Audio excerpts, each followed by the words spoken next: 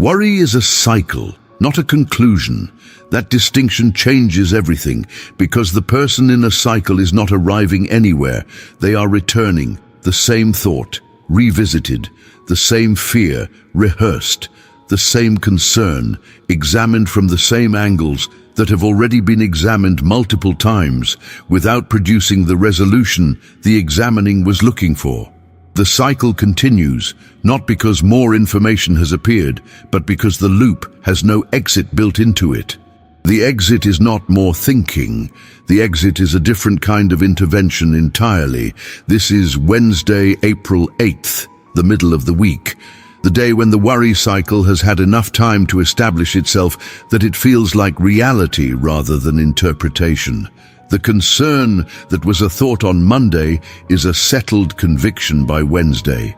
The fear that was manageable at the start of the week has, through repetition, become the ambient atmosphere of the interior.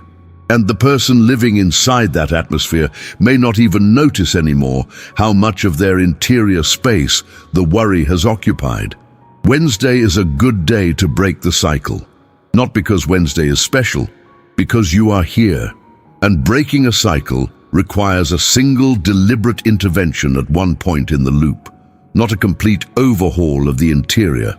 One entry point where something different is introduced.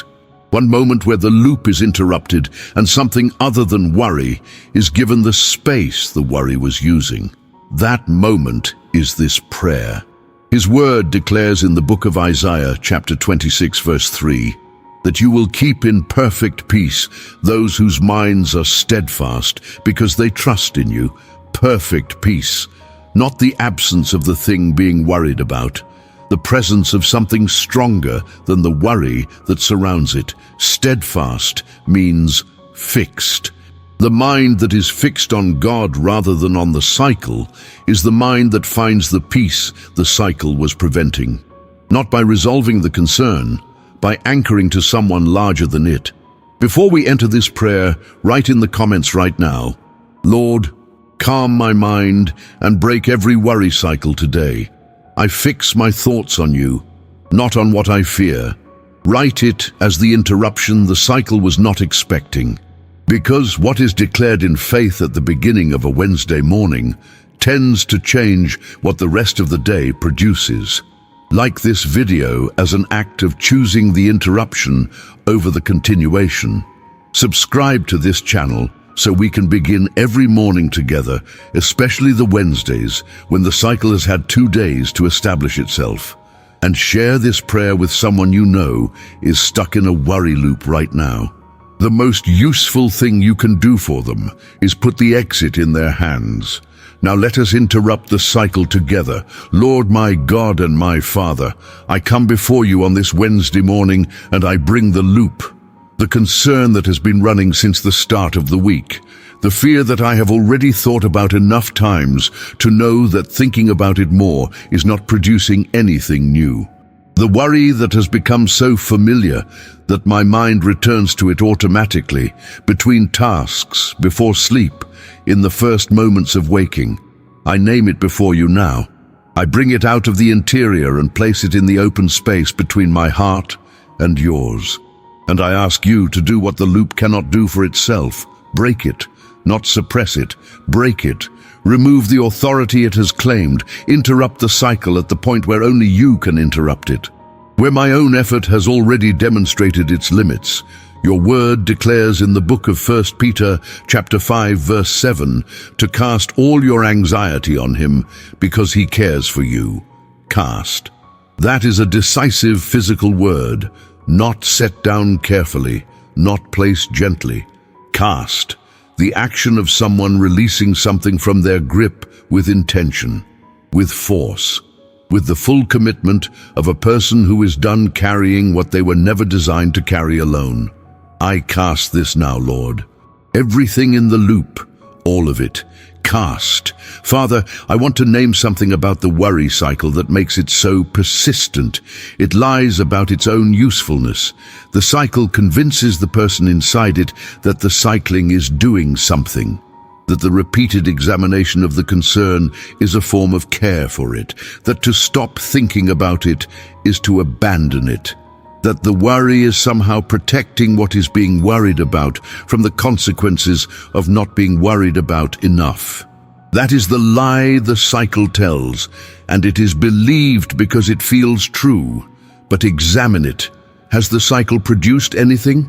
Has the repeated revisiting of the concern moved it closer to resolution? Has the mental rehearsal of the feared outcome made the person more prepared for it, or only more exhausted by it? The honest answer for almost every worry cycle is no. The cycling produces nothing except the continuation of the cycle. It does not solve, it does not prepare, it does not protect. It consumes. Your word declares in the book of Matthew, chapter 6, verse 27, that not one of you by worrying can add a single hour to your life. Not 1 hour, not one moment of protective value, not one unit of useful preparation. The worry cycle produces exactly nothing except the depletion of the person running it. Lord, calm my mind and break every worry cycle today. I fix my thoughts on you, not on what I fear. That permission is the beginning of the exit. The worry cycle depends on the belief that it is necessary. When that belief is challenged, the cycle loses its justification, and the mind that has seen clearly that the cycling was producing nothing except exhaustion is much more willing to hand it over to God. Not because God will necessarily resolve the concern immediately, because holding the concern with the cycle was never going to resolve it either. And holding it with God, at least, places it in hands that are qualified to do something with it. And Father, I want to ask for something beyond the breaking of the cycle. I want to ask for what fills the space the cycle vacated, because if the cycle stops and nothing enters, the vacuum will pull it back. Nature abhors a vacuum. The interior space occupied by worry does not stay empty. It fills with whatever is most available.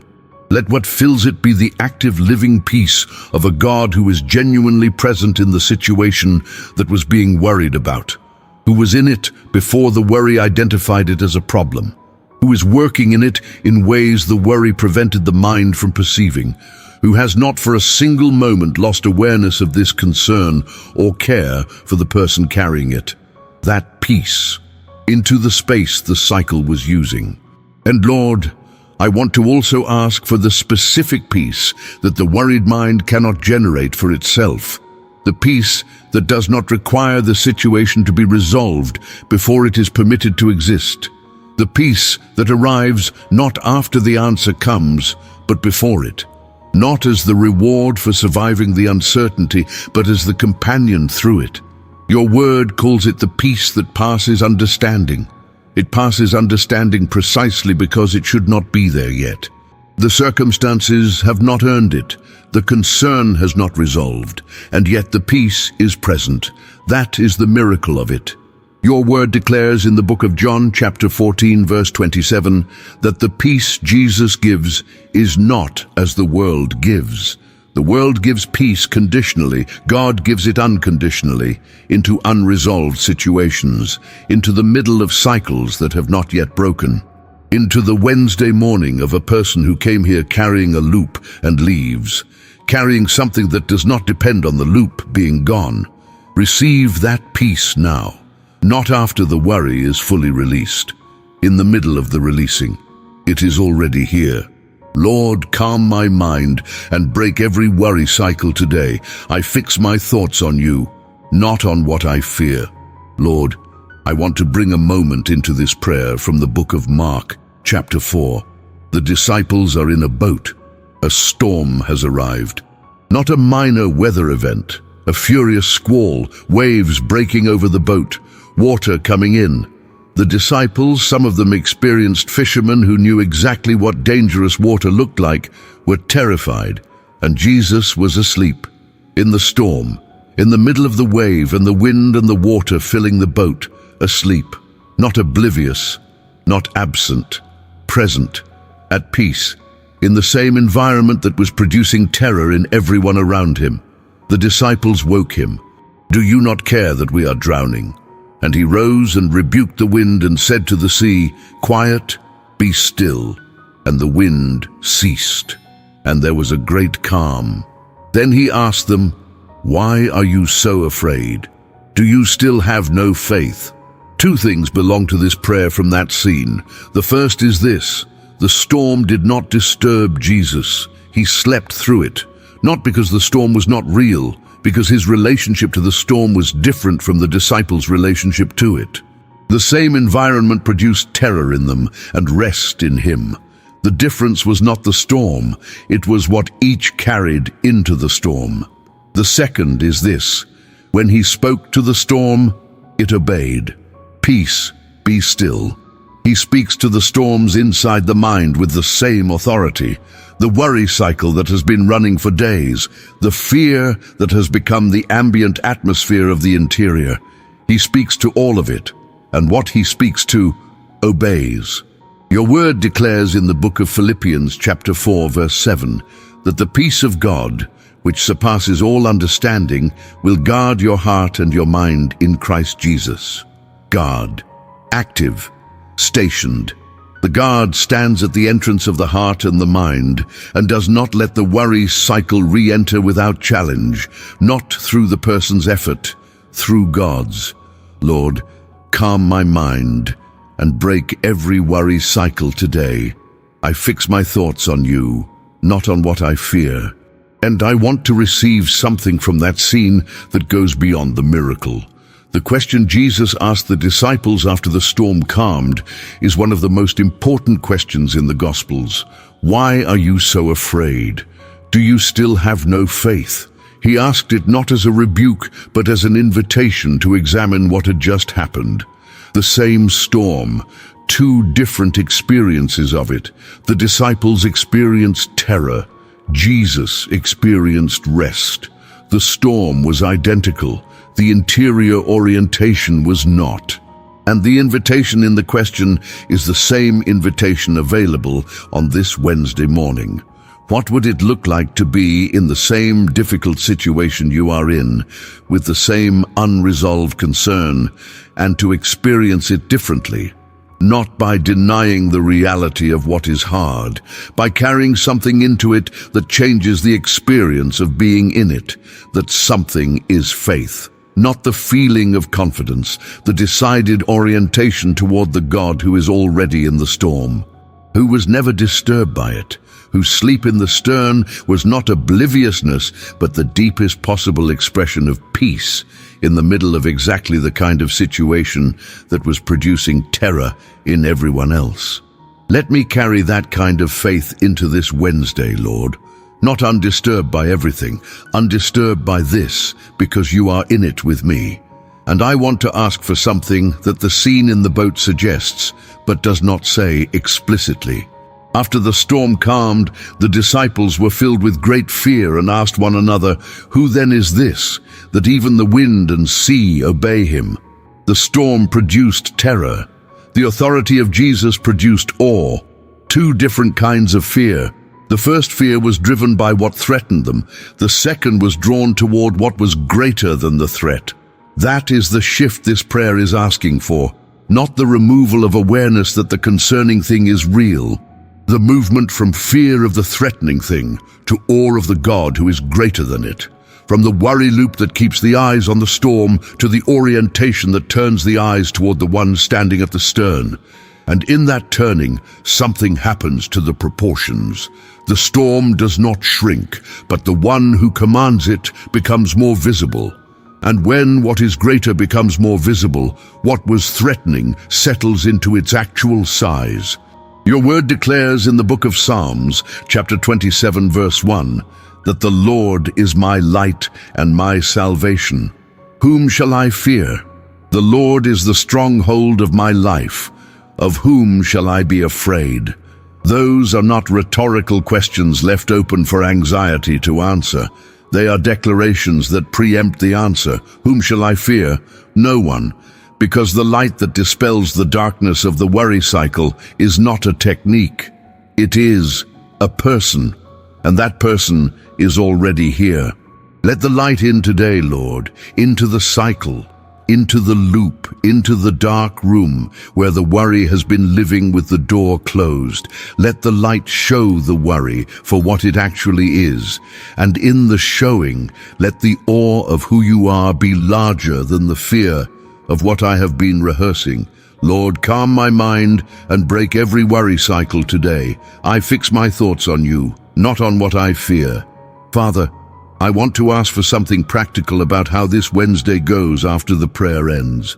The worry cycle will try to come back. That is not pessimism, it is honesty. The mind trained by days or weeks of cycling does not change the habit in a single prayer. The cycle is a groove, and grooves are worn by repetition. They do not fill in immediately. What changes this? A new groove, worn by a new repetition. Every time the worry cycle begins and is interrupted by the deliberate return to God, the new groove gets slightly deeper. Every time the mind starts the loop and the person chooses to cast rather than cycle, the old groove gets slightly shallower. The change is incremental, but it is real. And the person who practices the interruption consistently is rewiring the interior over time in a direction the cycle cannot reverse. The practice is simple. When the cycle starts, name it. The worry has started. Then interrupt it. One deliberate breath. One turn toward God.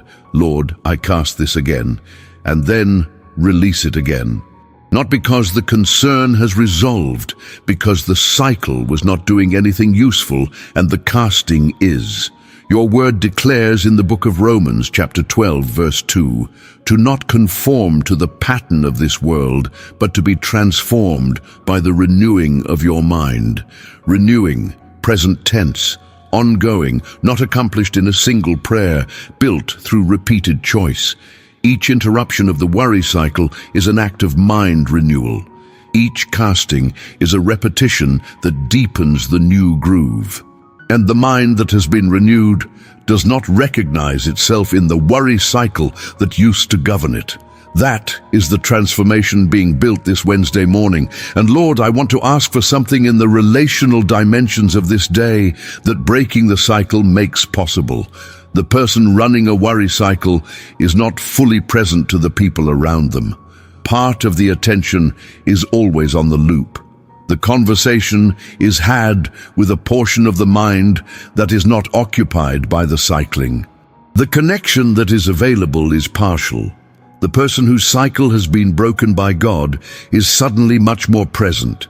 The attention that was on the loop is now available for the moment. The listening becomes more genuine. The responses come from more of the person.